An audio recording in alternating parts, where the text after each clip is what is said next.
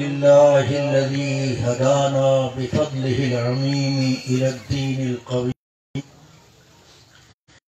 أرسل رسلا ذوي التكريم ختمهم بالنبي الكريم صلى الله تعالى عليه وعلى آله وأصحابه وأتباعه أجمعين اللهم اجعلنا منهم برحمتك يا أرحم الراحمين. أما بعد فأعوذ بالله من الشيطان الرجيم. بسم الله الرحمن الرحيم.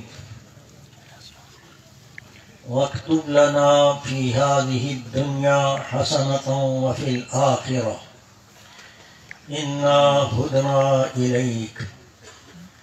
قال عذابي أصيب به من أشاء ورحمتي وسعت كل شيء فسأكتبها للذين يتقون والذين هم بآياتنا يؤمنون الذين يتبعون الرسول النبي الأمي الذي يجدونه مكتوبا عندهم في التوراة والإنجيل يأمرهم بالمعروف وينهاهم عن المنكر ويحل لهم الطيبات ويحرم عليهم الخبائث ويضع عنهم إسرهم والذي كانت عليهم فالذين آمنوا به ونصروه واتبعوا النور الذي أنزل معه أولئك هم المفلحون. آمنت بالله صدق الله مولانا العظيم.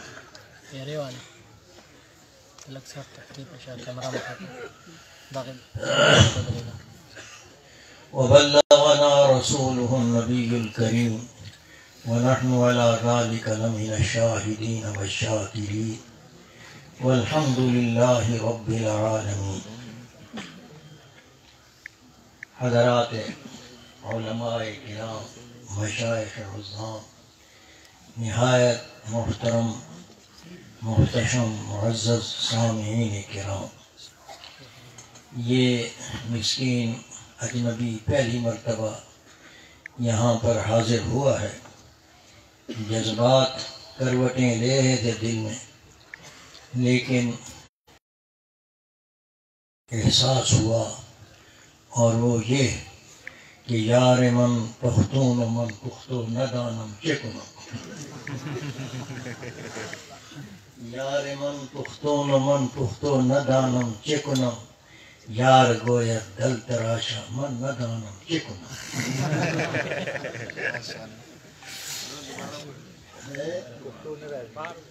یار من پختون من پختو ندانم چکنم، یار گوید دل تراشا من ندانم چکنم.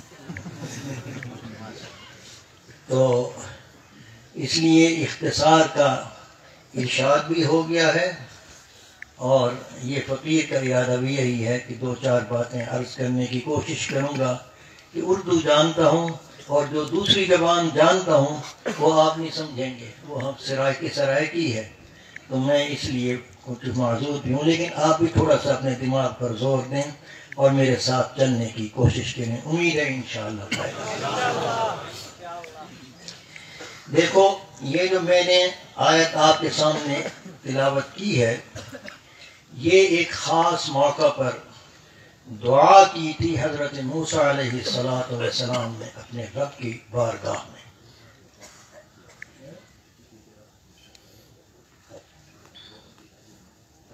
جزاک اللہ.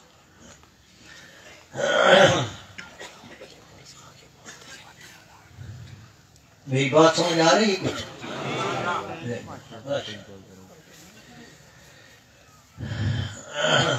یہ دعا کی تھی حضرت موسیٰ علیہ السلام نے اپنے اللہ کی بارگاہ میں اس وقت جب کہ اللہ تبارک و تعالی نے ان کی ایک دعا قبول فرمائی تھی، اور جو بظاہر ممکن نہیں تھی، وہ یہ کہ حضرت موسیٰ علیہ السلام کی قوم جب آپ طور پر تشریف لاتے تو وہ کسی نہ کسی گمراہی میں مبتلا ہو جاتے، تو پھر توبہ کرتے، پھر کوئی اور ابتلا پیش آ جاتی، تو حضرت موسیٰ علیہ السلام کچھ تنگ تھے اس بات سے اپنی قوم سے، تو قوم نے یہ کہا کہ آپ جاتے ہیں کہیں پر، ہمیں نہیں معلوم کہاں جاتے ہیں، کس سے باتیں کرتے ہیں، واپس آتے ہیں تو کچھ اوراق احکام کے لے آتے ہیں جن پر چلنا ہمارے لیے دشوار ہوتے ہیں۔ کیوں دشوار؟ اس لیے کہ ان کے جرم کی پاداش میں ان پر کچھ تعزیری احکام نازل ہوتے ہیں سزا کے طور پر، پینل لاس، یعنی یہ کہ خود اللہ تبارک و تعالی فرماتے ہیں فَبِصَدِّهِمْ عَنْ ذِكْرِ اللَّهِ،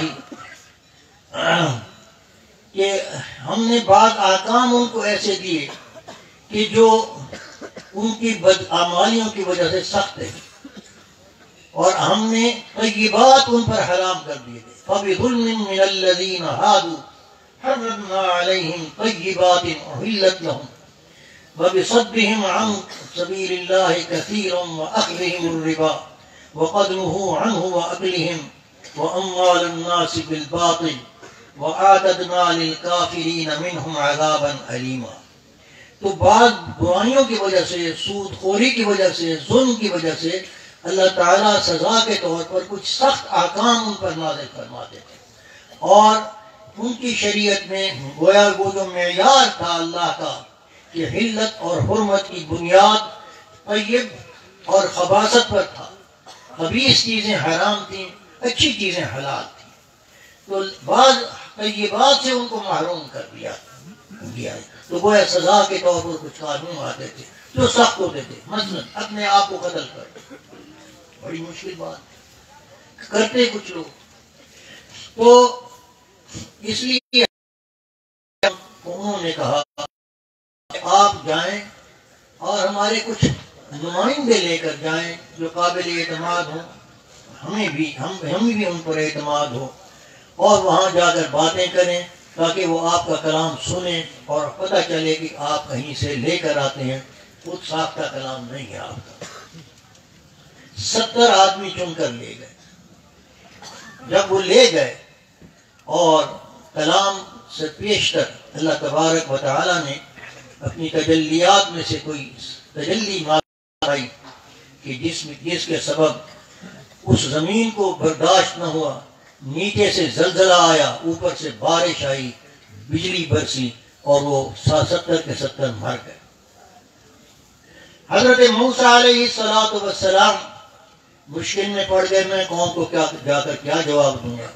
ابھی انہیں ان سے توبہ کرائی ہے بت پرستی سے، وہ لے کر آیا تھا میں گواہ کے طور، تو آپ نے اللہ تبارک و تعالیٰ کی بارگاہ میں عاجزانہ انداز میں پیغمبرانہ شان کے مطابق ایک دعا کی، ربی لو شئت اہلکتہم من قبل وإیائی فتہلکنا بما فعل السفہاء منا ان ہی الا فتنتک تضل بها من تشاء وتہدی من تشاء انت ولینا فاغفر لنا وارحمنا وانت خیر الغافرین۔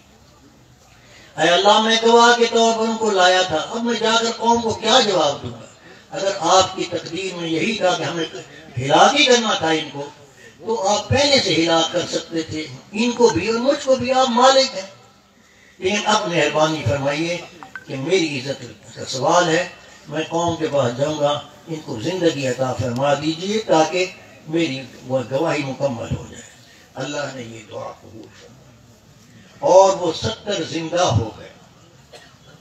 مردوں کا 70 دعائے پیغمبر سے زندہ ہونا ایک انہونا واقعہ تھا جو اللہ نے قبول فرمایا اور وہ زندہ ہو گئے، تو آپ کو حوصلہ ہوا، حوصلے میں ایک اور دعا کر ڈالی، اور وہ دعا اس امید پر تھی کہ میری یہ دعا بھی قبول ہو جائے گی اور بظاہر دعا کرنے میں کوئی حرج بھی نہیں تھا کہ امت کے لیے دنیا اور آخرت کی بھلائی مانگی کہ یہ روز روز تبدیل ہو جاتے ہیں، روز روز کسی نہ کسی فتنے میں مبتلا ہو جاتے ہیں، اے اللہ تو اپنی شان کے مطابق ان پر رحم فرما اور ان کی قسمت میں دنیا اور آخرت کی ہدایت لکھ دے۔ تو پیغمبر کی دعا تھی، اللہ جل جلالہ نے اس کے جواب میں اجابت کا کوئی لفظ نہیں ارشاد فرمایا، بلکہ ایک ضابطہ تقسیم رحمت اور تقسیم عذاب کا ایک کیا ارشاد فرمایا، وَاكْتُبْ لَنَا، اے اللہ یہ دعا کی تھی موسیٰ علیہ السلام نے، بھی بھلائی اور آخرت کی بھلائی بھی لکھ دے، اس وقت یہ ہدایت پر آئے ہوئے ہیں، توبہ کی ہے تو ان کو لکھ دیجیے۔ اللہ نے جواب میں فرمایا قال عذابی اصیب بہ من اشاء ورحمتی وسعت کل شیء، کہ میرا ایک ضابطہ ہے، میرے ہاں ایک قانون ہے کہ میں عذاب دیتا ہوں اس کو جس کو چاہتا ہوں، میرا عذاب میری مشیت پر موقوف ہے، میں اس پہ مجبور نہیں ہوں، جس کو چاہوں اس کے جرم پر عذاب دے دوں، جس کو چاہوں اس کے جرم پر معاف کر دوں، لیکن میرا ایک ضابطہ یہ بھی ہے کہ رحمت میری جو ہے وہ عام ہے۔ اس کا کیا مطلب ہے کہ رحمت عام ہے؟ جب رحمت عام ہے تو عذاب کی گنجائش تو نہیں رہتی۔ علماء امت قرآن کے عالم اور غواص ہیں، انہوں نے اس کا معنی یہی فرمایا ہے کہ رحمت اپنے مصدر میں عام ہے اور اپنے مورد میں خاص ہے۔ کیا مطلب؟ مطلب یہ کہ بارش کی طرح بارش اوپر سے چلتی ہے، کسی اچھے برے کو نہیں دیکھتی، پیچھے آباد غیر آباد زمین کو نہیں دیکھتی، برستی ہے، لیکن فائدہ صاحب استعداد کو ہوتا ہے جو اس کے نیچے آئے رحمت لینے کے لیے، آئے تو اس کو فائدہ نہیں ہوتا۔ تو مورد میں خاص ہے اور اپنے مصدر میں عام ہے، یہ میرا قاعدہ ہے۔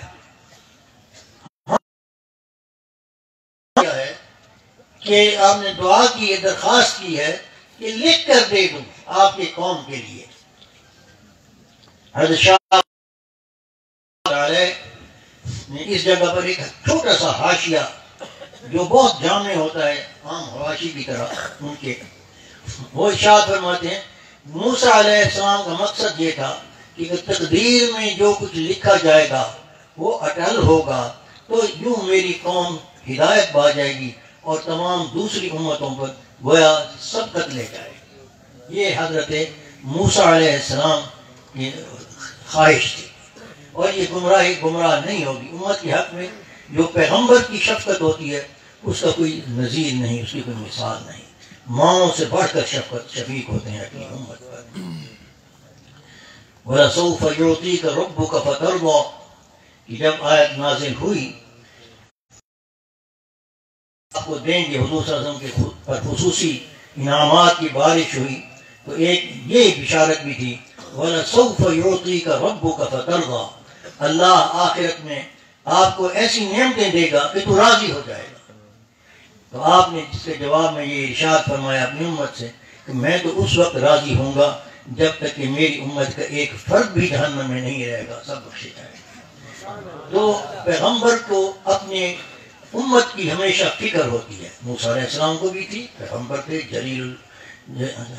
بہت جلیل القدر پیغمبر ہیں، قرآن کے ہر سپارے میں ان کا کہیں نہ کہیں ذکر آ جاتا ہے، اور وہ القیت علیک محبۃ منی کی شان ہے ان کی، واصطنعتک لنفسی ہے، یہ اللہ نے ان کے بارے میں نے پیدا ہی تمہیں اپنے لیے کیا ہے، یہ شان ہے، اور حضرت پیغمبروں میں سے ہیں۔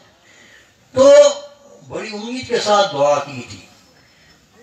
اب امت محمدیہ کا سیاق و سباق میں کوئی ذکر نہیں تھا،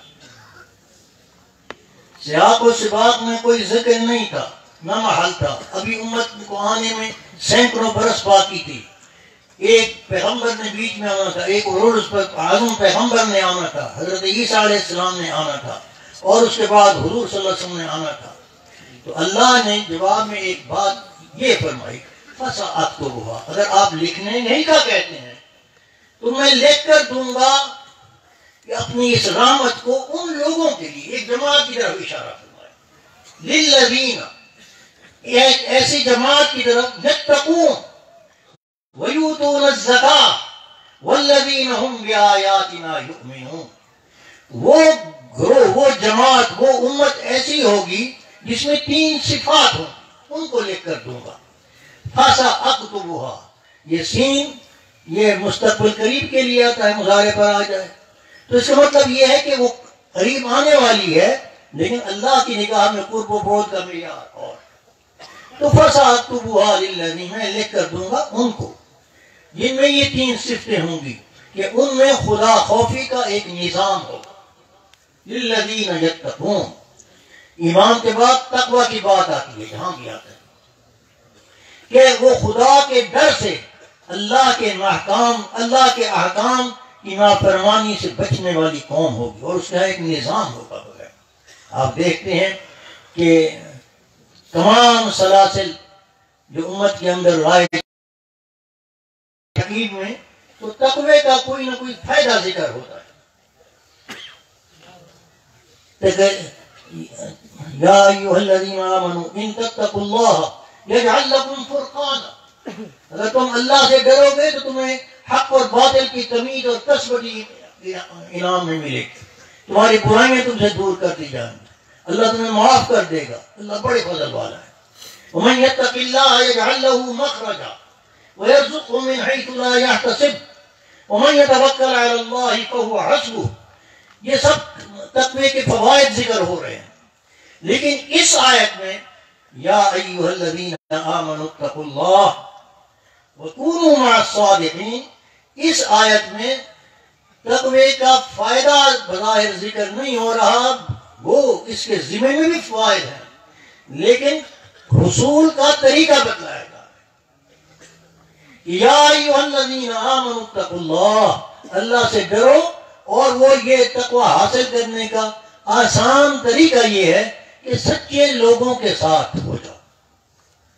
اب دیکھو کہ ہمیں ذرا قرآن میں غور کریں کہ اللہ تعالیٰ نے سچے ہونے کا حکم، فتویٰ کس جماعت کے حق میں دیا، ذرا وہ غور کریں۔ اور یہ بھی برکت از برکات صدیق اکبر ہے کہ انہوں نے انصار کی خلافت کے دعویٰ میں جس آیت سے استدلال فرمایا تھا وہ یہی آیت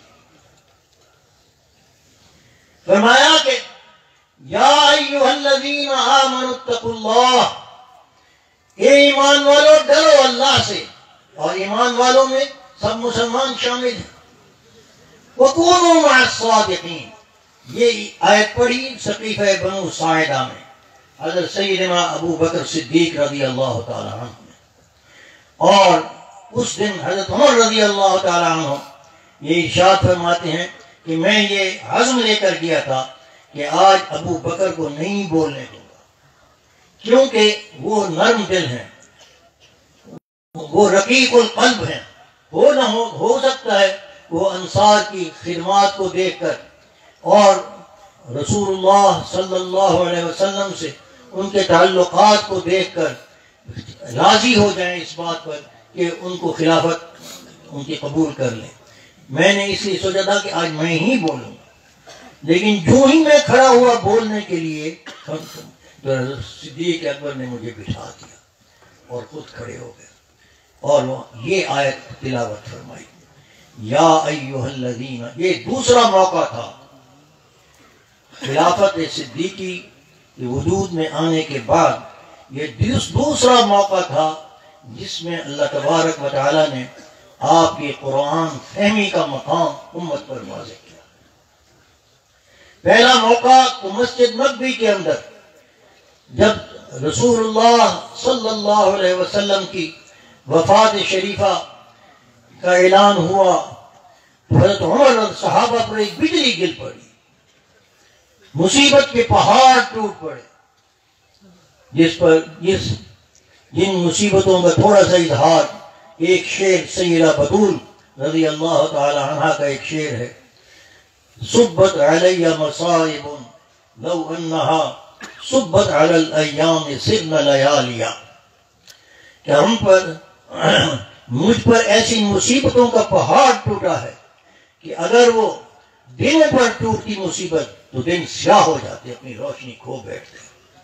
تو صحابہ پر جو تکلیف آئی ہے اس کی نظیر دنیا میں نہیں۔ کیوں؟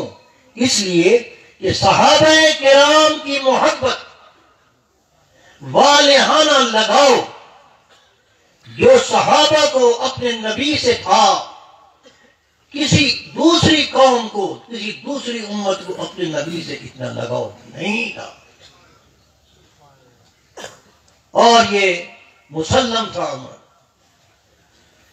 حضرت مقداد رضی اللہ تعالیٰ عنہ کی تقریر میں جو انہوں نے بدر کے موقع پر کی تھی، یہی اس کا خلاصہ تھا کہ ہم موسیٰ کے اصحاب کی طرح نہیں کہ تم جاؤ، ہم یہاں بیٹھے، اذهب انت، تم جاؤ اور ہم یہاں بیٹھے ہیں اور تم جہاد کرو، اللہ سے دعا مانگو، ملک مل جائے گا تو ہم حاضر جائیں گے۔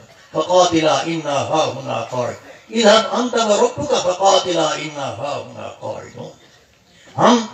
ہم آپ کے صحاب ہیں، ہم آپ کہیں حکم دیں گے تو ہم آپ کے حکم پر، اگر سمندر میں کودنے کا حکم دیں گے تو ہم کود پڑیں گے، پہاڑوں میں آپ ہم لے جائیں گے، پہاڑوں میں جائیں گے، آپ کے دائیں مائیں رہیں گے، جب تک ہم زندہ ہیں آپ کو کوئی تکلیف نہیں آنے دیں گے۔ اور انہوں نے سچ کر کے دکھایا۔ تو محبت تھی بہت زیادہ، اور محبت ایسا تعلق ہوتا ہے، محبت کا تعلق جتنا گہرا ہو، جدائی اتنی شاق ہو، یہ اصول ہے۔ تو صحابہ پر جدائی بہت شاق تھی، بڑے بڑے پہاڑ ہمت کے، سیدنا فاروق اعظم اور علی جیسے جوان بھی ہمت ہار بیٹھے، گم سم بیٹھے تھے، حضرت علی رضی اللہ تعالیٰ عنہ، اور حضرت عثمان رضی اللہ تعالیٰ عنہ میں بھی خاموشی طاری تھی، حضرت عمر رضی اللہ تعالیٰ عنہ ننگی تلوار ہاتھ میں لے کر کھڑے تھے کہ جو کوئی کہے گا کہ حضور کا وصال ہو گیا میں اس کو قتل کر دوں گا۔ حضور وصال نہیں فرمایا، حضور پر موت نہیں آئے گی، کہیں گئے ہیں پھر واپس آ جائیں گے۔ اتنے میں صدیق اکبر آئے، گھر پہلے موجود نہیں تھے، تو جب تشریف لائے، مسجد کا ایک ماحول دیکھا، اندر تشریف لے گئے، حضور صلی اللہ علیہ وسلم کا جسد مبارک پڑا تھا، چہرہ کھول کے دیکھا، ماتھے پر بوسہ دیا، جائزہ لیا کہ وصال مبارک ہو چکا ہے، کچھ کلمات محبت کے کہے، اور اس کے بعد پھر واپس آئے اور اب عمر کو کہا بیٹھ جاؤ۔ کمال ہے روب صدیقی کا کہ حضرت عمر جیسے جوان بھی خاموش ہو کر بیٹھ گئے اس حال میں بھی۔ تو آپ نے وہاں پر جو اعلان فرمایا وہ پہلا تھا کہ وما محمد الا رسول قد خلت من قبلہ الرسول۔ حضرت عمر رضی اللہ تعالیٰ عنہ ارشاد فرماتے ہیں کہ یہ ہم سے ظہور ہو چکا تھا ہمارے دماغوں سے کہ یہ آیت بھی قرآن کے اندر موجود ہے۔ جب صدیق اکبر نے یہ آیت تلاوت فرمائی تو ہمیں احساس ہوا کہ تو یہ تو نص ہے، اور یہ کرامت تھی صدیق اکبر کی کہ ایسے معلوم ہوتا تھا کہ آج یہ آیت دوبارہ نازل ہوئی۔ اور ہم جب یہ آیت سن کر پھر اپنے باہر نکلے مدینہ مسجد نبوی سے، تو مدینے کے گلی کوچے میں بچے بچے کی زبان پر یہی آیت تھی حضرت صدیق اکبر رضی اللہ تعالیٰ عنہ۔ یہ ایک پہلا مظاہرہ تھا شان صدیقی کا۔ یہ عجیب بات یہ ہے کہ یہ عام کتابوں میں نہیں، وجہ اس کی یہ ہے کہ یہ جو میں روایت نقل کر رہا ہوں یہ ایک عالم اور فقیہ ابو بکر ابن العربی رحمہ اللہ تعالی، جو مالکی اور شافعی کے لقب سے مشہور ہیں، یعنی یہ فقہ میں اصحاب ترجیح میں سے تھے۔ کئی مسائل میں امام مالک کو ترجیح دیتے تھے، کئی مالک میں شافعی مذہب کو ترجیح دیتے تھے۔ احکام القرآن کے نام سے ایک کتاب لکھی، اس میں غیر مضان میں یہ واقعہ ذکر کیا ہے. کس جگہ پر؟ یا ایھا الذین آمنوا اذا لقیتم فئۃ فاثبتوا واذکروا اللہ کثیرا لعلکم تفلحون. اس آیت پر ثبات کا معنی لکھتے ہوئے حاشیہ میں یہ واقعہ نقل فرمایا اور یہ ارشاد فرمایا کہ صدیق اکبر رضی اللہ تعالی عنہ حضور صلی اللہ علیہ وسلم کی وصال کے بعد آپ نے ثبات کا جو معنی ہے وہ یہ ہے کہ شدید مصیبت کے وقت میں زبان اور دماغ اور دل یہ ہم آہنگ رہیں، ان میں فرق نہ آئے، اور یہی اصلی ثبات ہے اور یہی اصلی شجاعت ہے. اور اس میں جس کے اندر یہ صفت زائد ہوگی وہ مصائب کے وقت ڈولے گا نہیں، حق بات اس کے منہ سے نکلے گی. اور اس معنی میں اگر ہم دیکھیں تو یہ 6 مقامات پر شروع ہی میں حضرت ابو بکر صدیق رضی اللہ تعالیٰ عنہ کی صفت ثبات ظاہر ہوئی ہے، جس سے معلوم ہوتا ہے کہ دلائل نبوت میں سے ایک دلیل نبوت یہ بھی ہے کہ رسول اللہ صلی اللہ علیہ وسلم نے صدیق اکبر کی کہ یہ خفیہ جواہر اور یہ خصلت کہ ان کی تسلط فی الدین کی جو شان ہے یہ حضرت پر منکشف ہوئی اور امت کی زمان اور امامت آپ کے سپرد فرمائی اشارتاً بھی. اور یہ آپ کے دلائل نبوت میں سے ایک دلیل یہ ہے کہ صحابہ پر آپ کا یہ وصف، آپ رقیق القلب مشہور تھے، چھوٹے سے معاملے پر رقت آ جاتی تھی اور نرم تھے بہت، لیکن دین کے معاملے میں پہاڑوں سے پہاڑ ہل جاتے تھے. لیکن سیدنا صدیق اکبر رضی اللہ تعالیٰ عنہ نے گویا دین کی حفاظت کے لیے اپنی ذاتی ذمہ داری سمجھی تھی کہ دین کی حفاظت میرے ذمے ہے، ہمارے ذمے نہیں، میرے ذمے ہے. اور آپ نے جب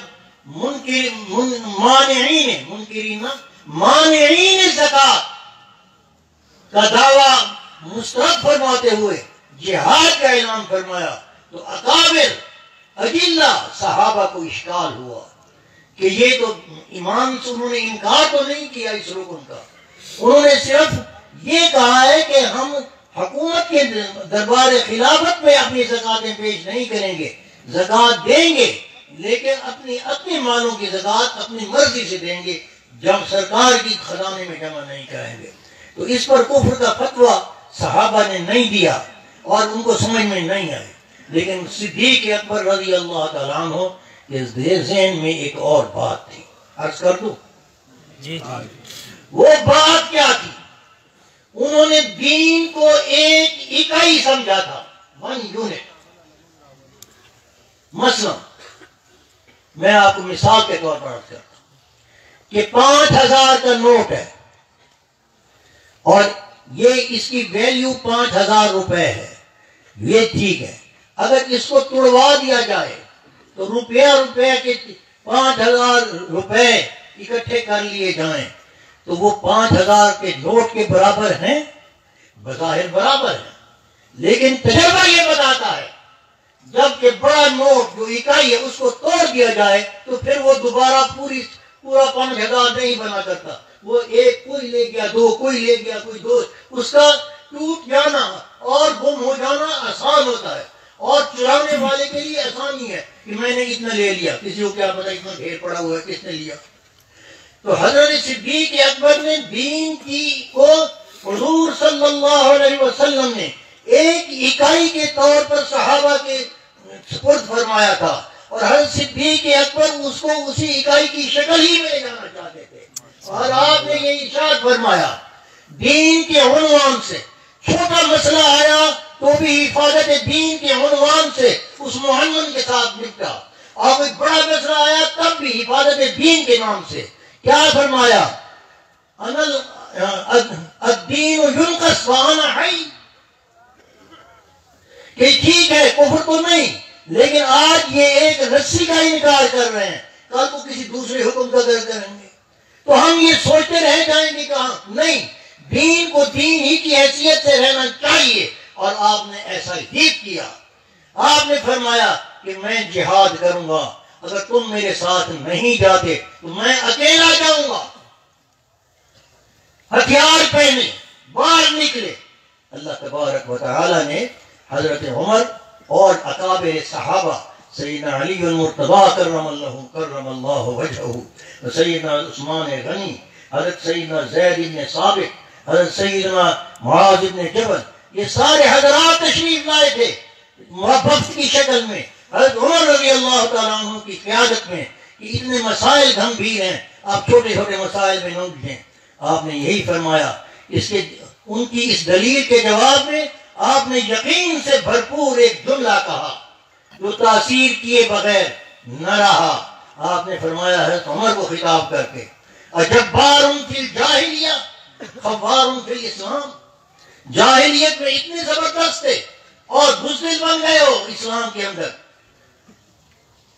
الدین ینقص وانا حی، دین کو کم کیا جائے، توڑا جائے، ٹکڑے ٹکڑے کر کے ختم کیا جائے آہستہ آہستہ، اور میری سے میرے جی کے جی، ایسا نہیں ہو. تو حضرت رضی اللہ تعالی عنہ نے یہاں بھی جب کھڑے ہوئے تو یہ کہا، یہ دوسری میں نے عرض کیا کہ اظہار کا موقع تھا آپ کے قرآن فہمی کا. یا ایھا الذین آمنوا اتقوا اللہ وکونوا مع الصادقین، خطاب انصار کو فرمایا.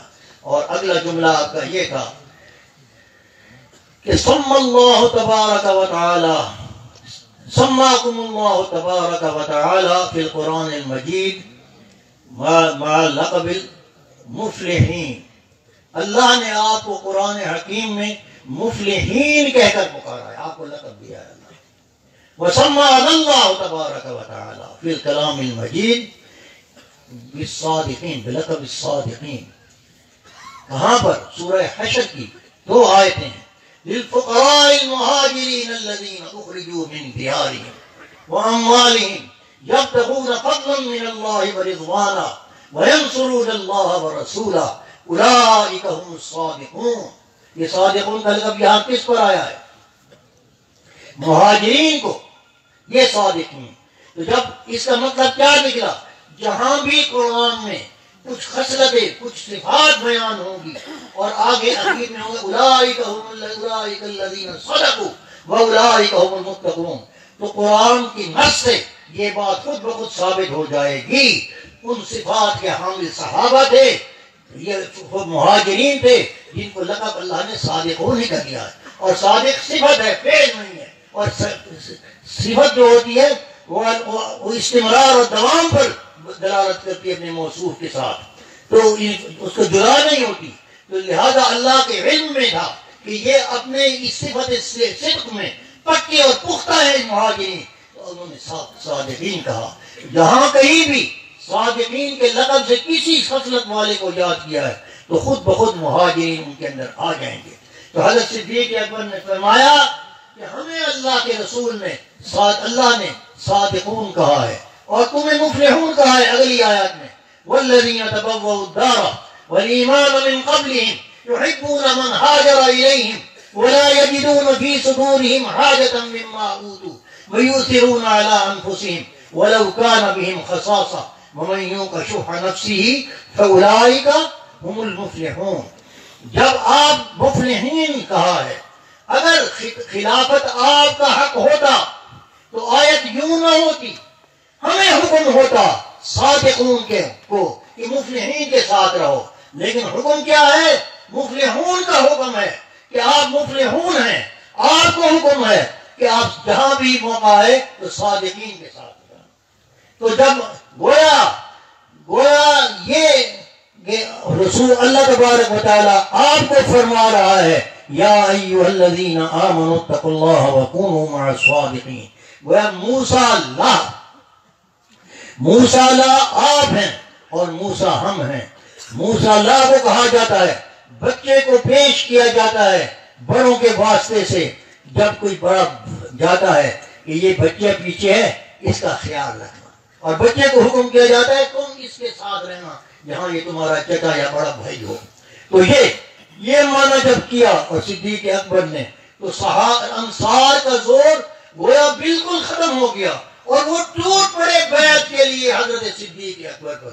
حضرت عمر رضی اللہ تعالیٰ عنہ فرماتے ہیں کہ میں حیران تھا کہ اس شخص کا علم قرآن کے اندر اتنی گہری نظر ہے. تو میرے دوستو یہ صبات اس موقع پر حضرت ابو بکر ابن عربی رحمۃ اللہ علیہ فرماتے ہیں اس معنی کے لحاظ سے کہ شدید مصیبت کے وقت میں جس کا ساتھ، جس کا عقل، دماغ، دل اکٹھے رہ گئے، ہم آہنگ رہ جائیں گے، وہ ثبات کا حامل ہوتا ہے. اس معنی کے لحاظ سے اثبت الامہ، اشجع الامہ، عادل الامہ، احکم الامہ سیدنا امیر المؤمنین ابو بکر صدیق رضی اللہ تعالیٰ. تو میں عرض یہ کر رہا تھا کہ تقوی جس جماعت کے اندر ہو، اللہ کہتے ہیں میں رحمت اس کے لیے لکھ دوں گا. للذین یتقون ویؤتون الزکاۃ، زکوٰۃ کا نظام جس شریعت کے اندر ہو اس کو لکھ کر دوں گا.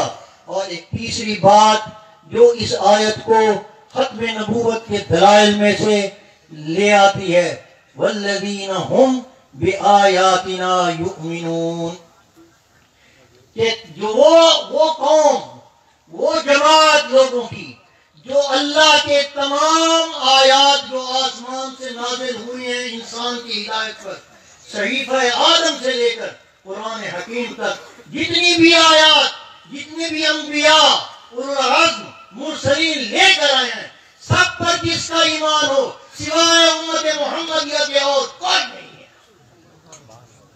اس وقت ہمارا ہمسر کوئی نہیں ہے اس معنی میں. اور اس کے بعد اگر کوئی نبی ہوتا، کوئی نبوت ہوتی اور اس پر کوئی احکام اور شریعت نازل ہوتی تو اللہ اس اصحاب محمد کا ذکر نہ کرتے، اس کا ذکر کرتے کہ آخری تمام آیات پر ایمان ان کا ہوتا. جس طرح کہ یہود کا ایمان تورات تک محدود اور نصارہ کا ایمان عیسیٰ علیہ السلام تک محدود، اور اس سے پہلے جتنے انبیاء ہیں ان پر سب پر ایمان ہوگا. لیکن حضور صلی اللہ علیہ وسلم پر جو احکام، جو آخری شریعت، جو کامل شریعت، جو مستمرہ دائمہ شریعت آنی تھی، اس کے ایمان سے محروم رہ گئے. تو اس کا اللہ کے علم میں تو تھا کہ ایک امت آئے گی. چنانچہ آپ نے پہلے موسیٰ علیہ السلام کی دعا کے جواب میں یہ ارشاد فرمایا کہ جن کے اندر 3 صفات ہوں گی، اور آگے متعین نہیں فرمایا، لیکن بعد میں یہ گویا یوں ارشاد فرمایا کہ اگر تم چاہتے ہو کہ اس جماعت کا کہ اور صفات بھی بتا دوں اور اشارہ کر دوں کہ وہ کون. الذين يتبعون الرسول النبي الأمي الذي يجدونه مكتوبا عندهم في التوراة والإنجيل يأمرهم بالمعروف وينهاهم عن المنكر ويحل لهم الطيبات ويحرم عليهم الخبائث ويضع عنهم إصرهم والأغلال التي كانت عليهم فالذين آمنوا به وعزروه ونصروه واتبعوا النور الذي أنزل معه أولئك هم المفلحون. وہ اصحاب محمد کی تعریف ہوئی. گویا پہلی کتابوں میں اصحاب محمد کا متبع رسول ہونا مسلم امر ہے، منصوص ہے. اور یہ اللہ کہہ رہا ہے، اللہ جو علام الغیوب ہے، یہ کہ نہیں کہ حضور کی وصال کے بعد سب مرتد ہو جائیں گے سوا 2-4 کے. استغفر اللہ العظیم. الذين يتبعون الرسول النبي الأمي الذي يجدونه مكتوبا عندهم في التوراة والإنجيل. یہ جو اصحاب محمد کی تعریف ہوئی ایک. دوسرا پہلو شریعت محمدیہ کی تعریف ہوئی. یامرہم بالمعروف. وہ نبی کون ہے جو خود امی ہے. 40 برس حضور صلی اللہ علیہ وسلم کی امیت کا دور ہے.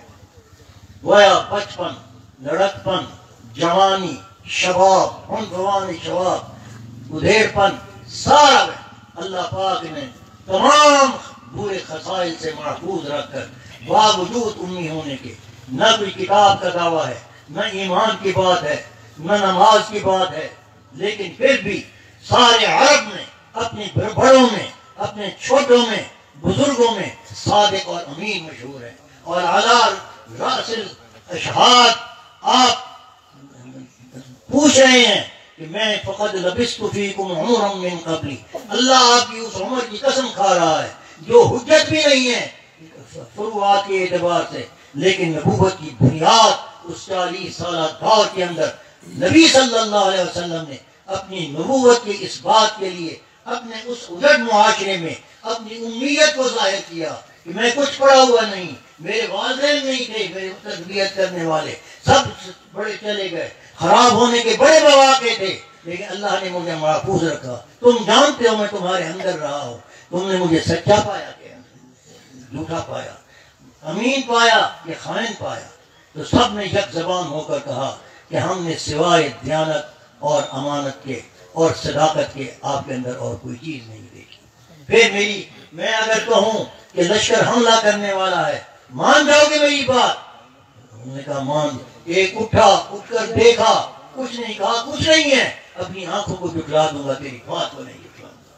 لیکن اسی لمحے میں یوں ہی آپ نے کہا کہ اگر یہ بات ہے تو پھر مجھے اللہ نے تمہارے اندر نبی بنا کر بھیجا ہے، ایک ایسا کلمہ تمہارے پاس لے کر آیا ہوں، اگر تم مان لو گے تو کیسر و کسرا کے کات اور تخت تمہارے پاؤں کے ٹھوکروں کے اندر ہوں گے۔ اور یہ وہ کلمہ ہے جو میں لے کر آیا ہوں، اس معاشرے میں کسی اور جوان کو نصیب نہیں ہوا، مان جاؤ میری بات کو۔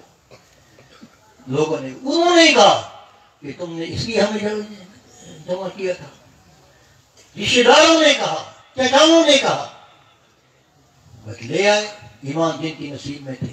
تو بات عرض کرنے کا یہ ہے مقصد کہ اللہ تبارک و تعالی نے اس امت کی بھلائی، اس امت کی قسمت میں بھلائی لکھ دی۔ دعا موسیٰ علیہ السلام نے کی، دعا موسیٰ علیہ السلام نے کی، اجابت امت محمدیہ کے حق میں ہوئی۔ دعا میرے اللہ تیرے نبی کی شان کہ آج تک ہم اسی کے فیضان سے بھرپور ہیں۔ ہاں پھر جب صحابہ کی شان بیان ہو چکے، اولئک هم المفلحون لقب لے لیا، تو علماء لکھتے ہیں کہ اگلی آیات جس میں قل یا ایھا الناس انی رسول اللہ الیکم جمیعا کہا گیا کہ آپ کی بعثت کو بعثت عامہ قرار دے کر موسیٰ علیہ السلام کی تسلی کرتا ہے۔ وہ کیسے کہ حضرت موسیٰ علیہ السلام کو شاید کچھ ملال ہوا ہو کہ میری امت کو اس رحمت سے محروم کر دیا گیا، اور شاید جس امت کی تعریف ہو رہی ہے اس کے اندر بھی بعثت عامہ نہ ہو، خاص حضور کی بعثت، اس شریعت کی بعثت کسی خاص طبقہ، کسی خاص جگہ کے رہنے والوں کے لیے ہو۔ اللہ نے فرمایا کہ نہیں، وہ آخری نبی ہیں اور وہ ساری انسانیت کے اندر کے لیے رحمت بن کر رہے ہیں۔ وما ارسلناک الا رحمۃ للعالمین، تو میں ان کو رحمت بنا کر بھیجا ہوں، کیونکہ اور نبی آئے گا نہیں۔ بعثت عامہ اسی وقت ہوا کرتی ہے جب نبوت آخری و ختم نبوت اور بعثت عامہ کا تعلق لازم و ملزوم کا ہے۔ اس لیے رسول اللہ صلی اللہ علیہ وسلم نے جہاں اپنے خصائص ارشاد فرمائے ہیں کہ اعطیت ستا، کیا حدیث کیا ہے؟ فضلت علی الانبیاء بست، مجھے فضیلت دی گئی ہے انبیاء پر 6 چیزوں میں۔ مجھے نصفت بالرعب عطا کیا گیا ہے، اعطیت جوامع الکلم، مجھے جوامع کلم دیے گئے۔ اخیر میں فرمایا وَبُعِثْتُ إِلَى الْخَلْقِ كَافَّةً، بُعِثْتُ إِلَى الْخَلْقِ كَافَّةً، میں تمام مخلوقات کے لیے بھیجا گیا ہوں، اور اس میں امت موسویہ بھی شامل ہے، امت عیسویہ بھی شامل ہے۔ جو آنا چاہے فیض محمد عام ہے، درے فیض محمد واہ ہے، آئے جس کا جی چاہے، درے فیض محمد واہ ہے، آئے جس کا جی چاہے، مراد دین دنیا آ کے پائے جس کا جی چاہے۔ تو حضرت موسیٰ علیہ السلام کو تسلی ہوئی کہ آپ کی قوم میں سے بھی کچھ لوگ اس میں داخل ہو سکتے ہیں، کوئی دروازہ بند نہیں ہے۔ وَمِن قَوْمِ مُوسَىٰ أُمَّةٌ يَهْدُونَ بِالْحَقِّ وَبِهِ يَعْدِلُونَ۔ تو میرے دوستو، اللہ کی جو نعمت بھی، میں آخری بات کر رہا ہوں، اللہ کی جو نعمت بھی اس امت کے لیے خصوصی طور پر آپ کو دی گئی ہے، وہ صرف ختم نبوت کی برکت اور فیض ہے۔ کیوں؟ اگر کسی اور نبوت میں آنا ہوتا تو پھر یہ چیزیں نہ دی جاتی، کیونکہ اللہ نے انسان کی ہدایت کو منحصر کیا ہے نبوت کے فیض میں۔ نبوت، علم نبوت کا علم اور عمل جو بھی اختیار کرے گا اس کو ہدایت ملے گی۔ نبوت ختم ہوئی تو اگر اس کا علم اور عمل بھی ختم ہو جائے تو اللہ کی برہان انسان پر حجت تمام نہیں ہوگی۔ اتمام حجت تبھی ہوتا ہے کہ جب زمین کے اندر نبوت کا علم بھی ہو، نبوت والا عمل بھی ہو، اور وحی بھی ہو، نور وحی بھی ہو کہ عاصم عن الخطا معصوم عن الخطا، علم وحی ہے قطعی طور پر۔ تو اس لیے اللہ نے اس کو عام رکھا، اور اس امت کو جو کچھ بھی ملا اس کی حفاظت کے لیے پہلی شریعتیں حضور کی تشریف آوری کے بعد منسوخ ہو گئیں۔ اب اس دنیا میں اگر نور وحی کا امین کوئی ہے تو یہ امت محمدیہ ہے، جو 1400 سال تک ایک حرف بھی علم نبی کا اور عمل نبی کا ضائع ہو نہیں پایا۔ رسول اللہ کی سنت بھی موجود ہے، رسول اللہ صلی اللہ علیہ وسلم کا علم بھی موجود ہے، عملی شکلیں بھی موجود ہیں، اور جہاں جہاں کہیں فرد نے عمل کیا ہے اس کی عزت دنیا میں برقرار ہے۔ اگر کوئی طبقہ کرے گا اس وہ موجود ہے۔ اگر کوئی اس نام پر اس رسول اللہ صلی اللہ علیہ وسلم کی دین کی شریعت کی حفاظت کے لیے قربانی دے گا تو اس کے جواب میں اللہ فرماتے ہیں یا ایھا الذین آمنوا ان تنصروا اللہ ینصرکم ویثبت اقدامکم۔ اگر علمی طور پر یقین نہیں آتا تو عملی طور پر ذرا یہ بارڈر کراس کر کے دیکھو اور طالبان کی حقیقت کو پاس۔ اللہ تبارک و تعالی ہمیں صحیح سمجھ عطا فرمائے، اور دین حق پر قائم رہتے ہوئے اپنے اسلاف کے ساتھ ہر شعبے میں ان کا ساتھ دیجیے، دین کو ایک اکائی سمجھیے۔ بے شک جماعتیں ہیں، تقسیم کار بھی ہے، لیکن ان کا ایک مرکزی نقطہ ہے، اور وہ نقطہ یہ ہے کہ دین کے ہر شعبے کی حفاظت اس امت کا فریضہ ہے۔ اگر اس فریضے کو ہم صحیح طور پر ادا نہ کر سکے تو دنیا کی گمراہی کا سبب ہم بھی ہوں گے، کیونکہ نور حق صرف وحی ہے، وحی الہی ہے، اور وحی کا علم اس کے امین صرف ہم ہیں، اور کوئی قوم اس دنیا میں نہیں جس کے پاس کسی نبی کا کوئی کلمہ، کوئی اللہ کا کلام موجود ہو۔ الحمدللہ اس نعمت کو ہم نعمت کے طور پر جانتے ہیں۔ خدا کرے کہ ہمیں یہ احساس بھی بیدار ہو جائے کہ ہمارے عمل کے ساتھ دنیا کی ہدایت موقوف ہے۔ اللہ تبارک و تعالی ہمیں صحیح سمجھ عطا فرمائے، اور جماعتیں اس قوم اس فریضے کو لے کر نکلی ہیں، اللہ تبارک و تعالی ان کی مزید تعاون فرمائے، ہمت فرمائے۔ یہ ٹھاٹھے مارتا ہوا جو انسانوں کا گروہ ہے، اگر یہ سب پر عزم ہو جائیں کہ ہم نے رسول اللہ صلی اللہ علیہ وسلم کی لائی ہوئی وحی یعنی قرآن حکیم، وحی مطلوب، اور جو دوسری وحی ہے جو یعنی حدیث کی شکل میں، سنت کی شکل میں موجود ہے، ترکت فیکم امرین کتاب اللہ و سنتی، جب تک ہم اس کے پابند رہیں گے، ہمارے نبی نے گارنٹی دی ہے، ما ترکت فیکم امرین کتاب اللہ و سنتی ما تمسکتم بہما لن تضلوا ابدا، اور لن نفی مستقبل ہوتا ہے تاکید کے ساتھ، قیامت تک کے لیے ہم گمراہ نہیں ہوں گے۔ اقول قولی ھذا واستغفر اللہ لی ولکم وآخر دعوانا ان الحمد للہ۔